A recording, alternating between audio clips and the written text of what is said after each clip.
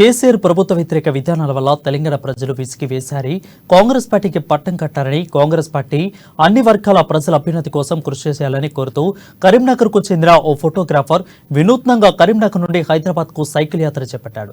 CM Revanth Reddy ప్రజా దర్బార్లో తెలంగాణ ప్రజలకు ఉచిత విద్యతో పాటు కార్పొరేటర్ స్థాయి విద్యం అందించాలని ఆకాంక్షిస్తూ తాను ఈ సైకిల్ యాత్ర చేపట్టానని అంటున్న కర్ణాకర్తో మా కరీంనగర్ ప్రతినిధి తోట Srikanth face to face. Telangana రాష్ట్ర ఏర్పాటు అనంతరం తొలిసారిగా కాంగ్రెస్ ప్రభుత్వం ఏర్పాటు అవడంతో కూడా ప్రజలలో ఒక ఆత్మవిశ్వాసం పెరిగిందని చెప్పవచ్చు. అయితే ఉచితాలు ఏవి కూడా వద్దు, కేవలం విద్య వైద్యం మాత్రమే ఉచితంగా ఇస్తే సరిపోతుందంటూ కూడా కరీంనగర్ నుండి బెల్లపు కరుణాకర్ ఫోటోగ్రాఫర్ సైకిల్ ద్వారా ఒక సైకిల్ పై కూడా హైదరాబాద్ కి ప్రయాణం చేస్తూ ముఖ్యమంత్రి రేవంత్ రెడ్డి ప్రజా దర్బార్లో తనకు ఒక వినతి పత్రాన్ని సమర్పించడానికి కూడా వినూత్నంగా సైకిల్ యాత్రనైతే చేపట్టారు. మనతో పాటు బెల్లపు కరుణాకర్ ఉన్నాడు, వారిని అడిగి మరిన్ని వివరాలు తెలుసుకుందాం. చెప్పండి, అంటే ప్రస్తుత దశాబ్ద కాలంగా తెలంగాణ రాష్ట్రం ఆవిర్భవించి దశాబ్ద కాలం బీఆర్ఎస్ పార్టీ అధికారంలో ఉండి చాలా మంది యువకులు కూడా ఉపాధికి దూరమైన పరిస్థితి.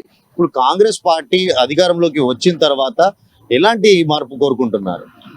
ముఖ్యంగా గత ప్రభుత్వం బీఆర్ఎస్ ప్రభుత్వంలో ఏదైతే ఉచిత పథకాలు అనేవి ఉన్నాయో వాటికి మనం నిరసనగానే ఓట్లేసి ఈ కాంగ్రెస్ ప్రభుత్వాన్ని తెచ్చుకోవడం జరిగింది. మాకు ముఖ్యంగా కావాల్సింది ఏంటంటే కార్పొరేట్ స్థాయిలో ప్రభుత్వ విద్య మరియు కార్పొరేట్ స్థాయిలో ప్రభుత్వ వైద్యం అనేది అవసరం. గత ప్రభుత్వమైన బీఆర్ఎస్ పాలనలో చాలా వరకు ప్రభుత్వ పాఠశాలలు అనేది నిర్వీర్యం అయిపోయినాయి, అంటే జీరో అయిపోతున్నాయి అన్నాడు. వాటిని కాపాడాలి. ఇప్పుడు వచ్చిన కాంగ్రెస్ ప్రభుత్వం అయినా ఆ ప్రభుత్వ పాఠశాలలని కాపాడాలి, ప్రభుత్వ పాఠశాలల యొక్క విద్యా విధానాన్ని మార్చాలి, ప్రభుత్వ వైద్యశాలలని కార్పొరేట్ స్థాయి చేయాలి అనేది మా ముఖ్య ఉద్దేశం. ముఖ్యమంత్రి రేవంత్ రెడ్డి ఇప్పటికే యువతకు గత 10 సంవత్సరాలుగా కూడా మోసపోయిన, అంటే ఏదైతే పేపర్ లీకేజీ టీఎస్పీఎస్సీ ప్రక్షాళన వల్ల ఇబ్బందులు ఎదుర్కొన్న యువతకు కూడా ఈ కాంగ్రెస్ ప్రభుత్వ ఏర్పాటు అనంతరం కూడా ప్రతి సంవత్సరం జాబ్ క్యాలెండర్ కూడా ప్రకటిస్తానని చెప్పేసి ఒక స్పష్టమైన హామీ ఇచ్చారు కదా, దీన్ని ఎలా చూడవచ్చు? ముఖ్యమంత్రి గారు ఏదైతే ఇచ్చిరో ప్రతి సంవత్సరం జాబ్ క్యాలెండర్ అనేది వాటిని కూడా పూర్తి చేయాలి. అంటే ఇప్పటి ఆల్రెడీ ముఖ్యమంత్రి గారు టీఎస్పీఎస్ని రద్దు చేయడం వాటి గురించి చర్చిస్తారు. సో చేస్తారని ఆశిస్తున్నాం. రేవంత్ రెడ్డి గారు చేసే నిర్వహించిన ప్రజా దర్బారు కానీ వారు చేసే పనులు కానీ మాకు ఆశాజనకంగా ఉన్నాయి. మేము ఇచ్చే ఈ కంప్లైంట్లను కూడా తీసుకొని మా వినతుల్ని స్వీకరించి మాకు న్యాయం చేస్తారనే ఆశతోనే మేము ఈ సైకిల్ యాత్ర అనేది ప్రారంభించడం జరిగింది. అంటే ఇప్పుడు గత దశాబ్ద కాలంగా కూడా బీఆర్ఎస్ పార్టీ అవలంబించిన తీరు పట్ల అన్ని రంగాల వరకు కూడా ఒక విమర్శలు వ్యక్తం చేస్తూ కూడా ప్రభుత్వ మార్పునైతే కోరుకున్నారు. అంటే ఇప్పుడు 6 గ్యారంటీ పథకాలకు సంబంధించి కాంగ్రెస్ పార్టీ మేనిఫెస్టోకి సంబంధించి అన్ని రంగాల ప్రజలకు కూడా ఒక ప్రయోజనకరంగా ఉండే విధంగా వృద్ధులకైతేనేమి, యువతకైతేనేమి, మహిళలకైతేనేమి ఇలా అన్ని రంగాల వారికి కూడా ఒక చేయూతనిచ్చే విధంగా, భరోసా కల్పించే విధంగా కూడా కాంగ్రెస్ పార్టీ ఒక సన్నద్ధం చేస్తుంది కదా, దీన్ని ఎలా చూస్తారు?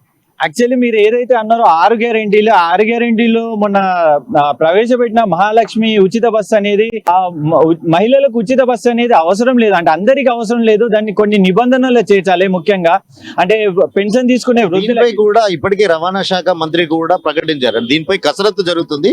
దశల వారీగా కూడా ఏదైతే కొన్ని వినతులు మీలాంటి వాళ్ళు కొంత విఘ్నత కలిగిన వ్యక్తులు కూడా కొన్ని విన్నపనలు చేస్తున్న పరిస్థితి, దీనిపై కొంత కసరత్తు జరుగుతుంది.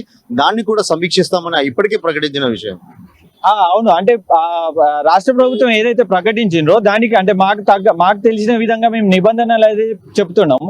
అదేవిధంగా ఈ మహాలక్ష్మి కాకుండా మిగతా 6 గ్యారెంటీలో కూడా మహిళలకు 2500 అయితేనేం, గ్యాస్ 500, ఇంకొకటి ఏంటంటే ఆరోగ్యశ్రీ కింద ఇంకా 10 లక్షల పెంపు. ఈ ఆరోగ్యశ్రీ కింద వచ్చే 10 లక్షల పెంపు కన్నా నేనేమంటున్నా అంటే ప్రభుత్వ వైద్యశాలలలో మనం కొత్త పరికరాలు కనుక తీసుకొస్తే అది సమాజానికి ఉపయోగపడుతుంది. అంటే ఒక వ్యక్తికి ఉపయోగపడే పైసలతోని సమాజానికి ఉపయోగపడే విధంగా చేయొచ్చు. అంటే ఇలా ఉచిత పథకాలు కాకుండా మాకు ప్రజలకు ఏవైతే అవసరాలు ఉంటాయో స్థానిక సమస్యలను కానీ వాటిని పరిష్కరించమని కోరుతున్నా. అదేవిధంగా గత ప్రభుత్వం రాజశేఖర రెడ్డి హయాంలో ఇచ్చిన రాజీవ్ గృహ కల్పనలు 18-16 సంవత్సరాల నుండి మూలకు పడి ఉన్నాయి. వాటిని గురించి పట్టించుకోండి. అర్హులైన పేదలకు ఇవ్వండి, వారికి ధన సహాయం చేయండి, రుణాలు ఇప్పించండి, వాళ్ళ ఇల్లు నిర్మించుకునే విధంగా వాళ్ళ ఇంటి కళలు సహకారం చేయమని నేను కోరుతున్నా. ఈ ఉచిత పథకాల కన్నా మాకు ముందు అవసరం అని తెలియజేసుకుంటున్నాను. Okay, thank you and all the best for your cooperation. Okay, మొత్తంగా చూసుకుంటే ఏదైతే ప్రభుత్వాలు ఉచితాలు కాకుండా ప్రజా జీవనానికి ఉపయోగపడే ఉచిత విద్యతో పాటు కార్పొరేట్ స్థాయి వైద్యాన్ని కూడా అందిస్తే సరిపోతుందని చెప్పేసి బెల్లప్ కరుణాకర్ చెప్తున్న పరిస్థితి. కెమెరా పర్సన్ అరుణ్తో శ్రీకాంత్, అమ్మా న్యూస్, కరీంనగర్.